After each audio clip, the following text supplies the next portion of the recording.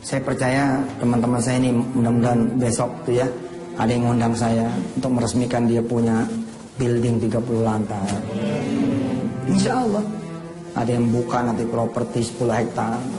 Ya, 2 hektar buat madrasah, 2 hektar buat pasar, 2 hektar buat perkantoran, 2 hektar buat pertokoan.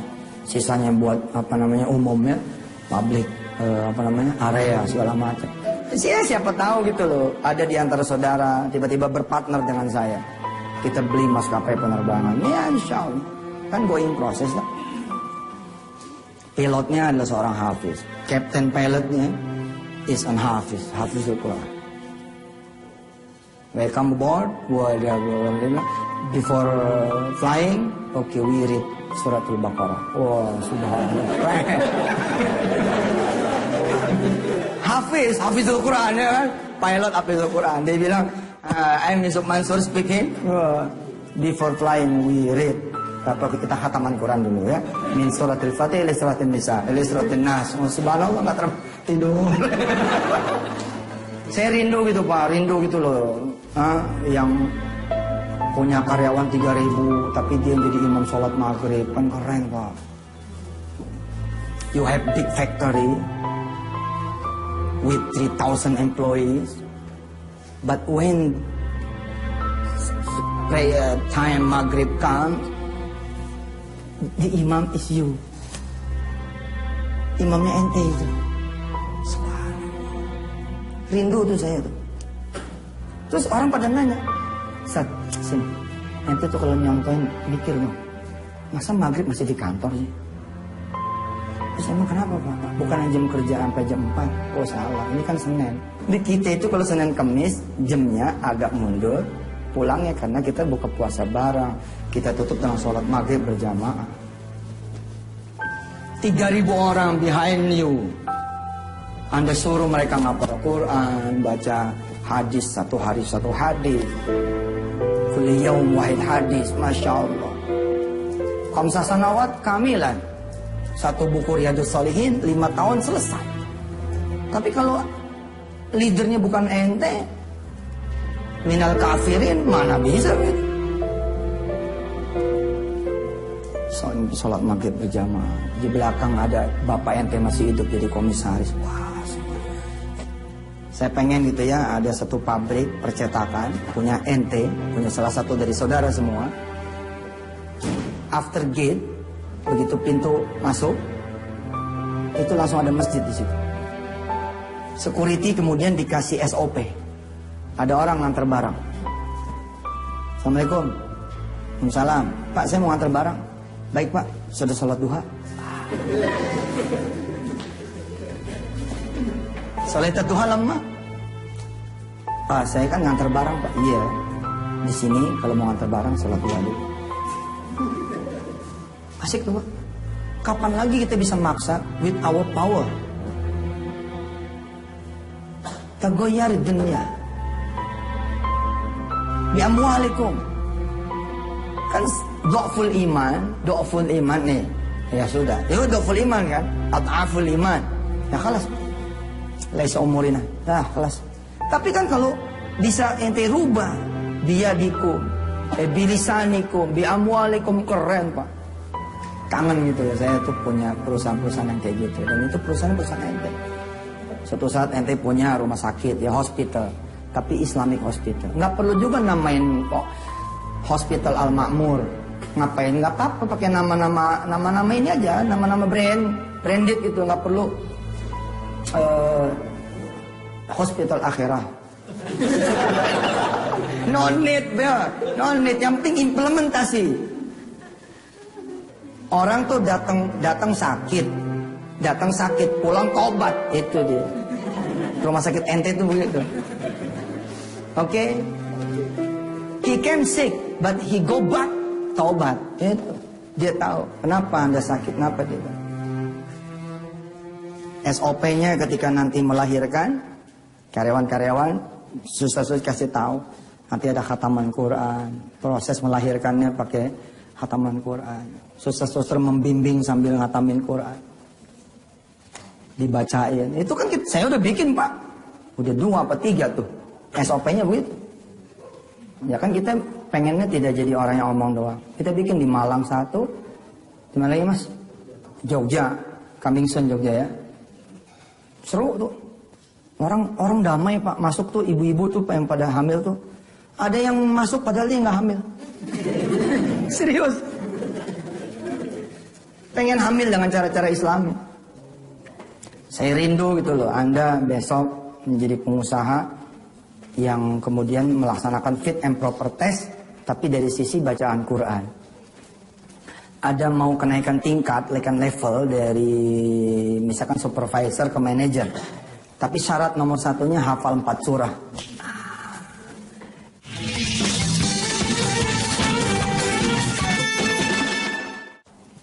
Kemarin ada satu musibah ya, teman kita itu di demo sama karyawannya. Mas Riza itu di demo sama karyawannya. Ini perusahaan apa pesantren ini? Ya terus saya masuk, saya bilang, ya ini pesantren. Terus Anda mau apa? Ya nggak apa-apa. Minta maaf aja. Kenapa ente kalah marah? Kenapa ente kalah sewot sama mereka-mereka? Tolong ya, gue bayar lu bukan sholat duha ya. Gue bayar lu buat jaga mesin. Paham lu? Masa kita kalah sama mereka-mereka yang begitu? Lu jangan sholat Jumat.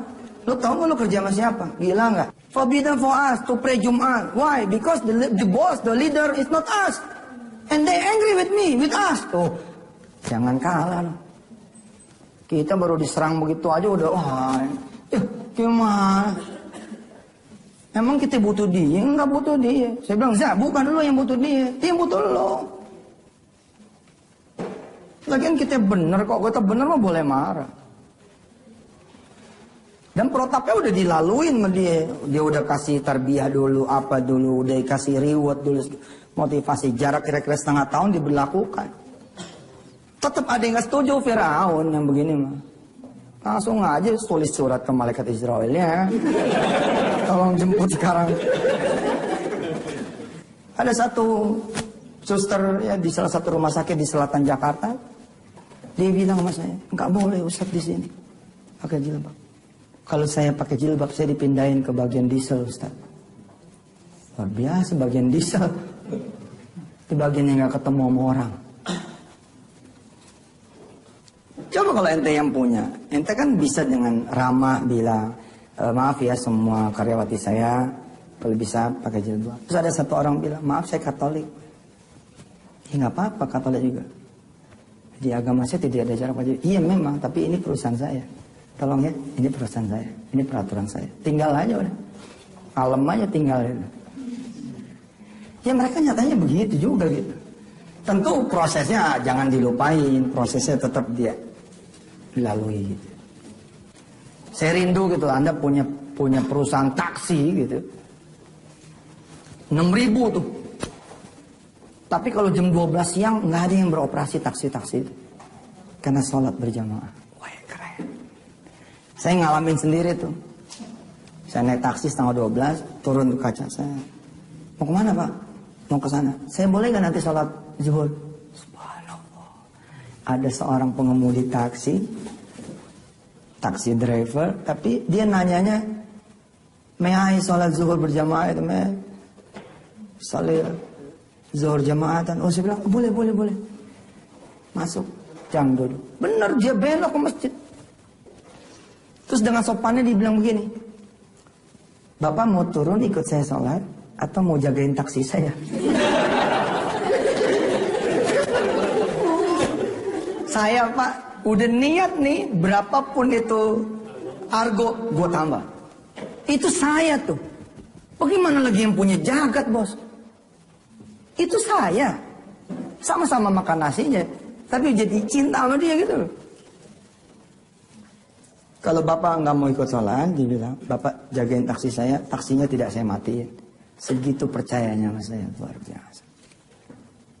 Keren. Di warung grup, ya Mas Jody, kayak tentara, jadi saling berganti, saat. Karena kita public area toh, tidak semua yang makan muslim, tidak semua yang makan juga muslimah. Oke, Kita kemudian kayak tentara kan sholatnya sholatul khauf, jadi ganti-gantian, dak gitu. Nah, personil di warung begitu, ganti terus. Bukan beramai-ramai sholatnya nanti, tapi terus. Saya rindu perusahaan taksinya milik Anda begitu. Bagaimana kemudian perusahaan bus yang saudara nanti bakal akuisisi? Ada perusahaan bus 1000 bus, di kantong-kantong busnya ada Quran. Subhanallah. Kita modalin ganti headsetnya yang pakai earphone. Ada pilihan di sana, ada Sudes, ada Imam Sudes, Imam Mahir, Imam Mishari, ada Imam Yusuf. Insyaallah. Cakep. Keren. Pada saat saudara nanti punya anak keturunan, saudara wariskan itu kepada mereka. Nah, kalau kamu nanti jadi siapapun, jadi apapun, bawa orang-orang yang bersama kamu itu ke Allah Subhanahu wa taala. Suatu saat anak-anak saudara jadi jenderal, jadilah jenderal yang keren gitu. Baik, saudara-saudara kepala dari seluruh teritorial di seluruh tanah air, sebentar lagi panglima yang paling besar ini turun. Kita sama-sama sambut dia. Kita salat asar berjamaah. Pertemuan saya anggap cukup dulu. Wassalamualaikum warahmatullahi wabarakatuh. Buat jalan turun semua. Pakai tongkat saya ngikut guys. Saya ngebayangin begitu tuh. Karena menjadi pengusaha itu gampang Pak. Ente nggak perlu Tuhannya Allah. Just believe, selesai. Oke? Tapi yang susah kan bagaimana ente jadi pengusaha yang soleh itu loh. Nggak susah sih, jangan ngomong susah juga. Ya. Artinya yang ingin kita capai bukan sekedar menjadi pebisnis. Karena demi Allah Pak, jadi pebisnis itu segampang ente mau ngucap. If you think it's easy. If you think it's difficult sudah. No matter you do duha, no matter you do tahajud, no matter you do sunnah, no matter. Tapi yang kita perlukan, not only becoming a businessman, tapi a businessman yang saleh, yang nafi'an linnas, nafi'an lil alam, nafi'an lid dini, bermanfaat buat agama. Itu yang kita mau tahu. Mempersiapkanlah diri saudara semua.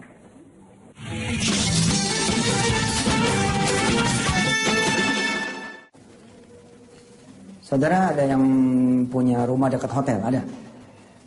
Pengen ngetes nggak? Begitu gampangnya untuk jadi pebisnis hotel. Gampang Pak, dari sekarang energi saudara ke hotel aja udah. Energi saudara dari sekarang ke hotel terus. Dan please, kalau ada yang mau jadi relawan, boleh satu soleh, satu udah jadi orang bejat. Iya, untuk menunjukkan itu. Cuman kita nggak tanggung jawab resiko gitu.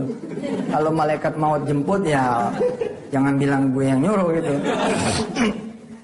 Sekedar untuk menunjukkan bahwa tanpa Tuhan juga gitu loh. Itu semua udah dikasih sama Allah di dalam sunnatullahnya. Kalau Anda positif begitu. Nggak mesti juga lah ente tahajud, ente duha, ente sholat berjamaah, nggak perlu gitu. Yang penting ente positif aja udah. Jadi juga nih. Itu yang saya bilang, udah gampang jadi pengusaha mah. Ente mau jadi pengusaha hotel, dari sekarang energinya ke situ. Dari sekarang energinya ke situ. Begitu ente pulang, helm taruh di depan hotel nih. Ente minggir, helm taruh di stang. Ente liatin tuh hotel. Will be mine, will be mine, will be mine. Bakal punya saya, bakal punya saya, bakal punya saya. Pulang. Kemudian jalan pergi ke kantor, to your office. Mampir sebentar, terus bilang lagi, will be mine, will be mine, will be. Lama-lama ditandain sama security, itu orang itu tiap hari itu. Tapi security ini besok bakal, selamat siang Pak, bakal begitu. Energinya itu udah di situ. Ente foto hotel itu, tak, ente print, jadiin wallpaper, bukan cuma ditaruh, jadi wallpaper. Jadi Pak. 3 bulan, 6 bulan, 3 tahun, 6 tahun, bener-bener jadi, yakin. Nah itu kan kata orang yang gak punya Tuhan loh. Kata mereka yang percaya the secret, the power of attraction, the law of attraction. Tarik menarik. Lah kenapa kita yang bilang, insya Allah will be mine. with Allah will be mine, bi qudratillah wa bi ilmillah wa bi mulkillah wa bi idnillah. And then you do duha, after duha, ya Allah saya udah lihat hotel tuh tadi. Tolong ya Allah, jadi ini hotel ini punya saya. Apalagi mestinya loh. Tapi Anda nih nggak punya Allah dan nggak punya keyakinan, itu problemnya. Allah enggak, yakin juga enggak. Siapa yang sudah punya duit 1 miliar? Yang sudah. Oke? Sekarang tulis di kertas kosong. Di kertas kosong aja ya, satu lembar. Tulis di situ, saya bakal punya duit 10 miliar 2015. Saya bakal punya duit 10 miliar di 2015, yakin. Oke, kalau Anda mau menjadi orang yang kemudian membuktikan, fokus ke situ. Fokus ke situ. Ente bawa dalam mimpi ente, doa ente, segala macam. Tapi saya bilang tadi, jajal aja, nggak usah pakai duha, nggak usah pakai tahajud. 2015 will be, Pak.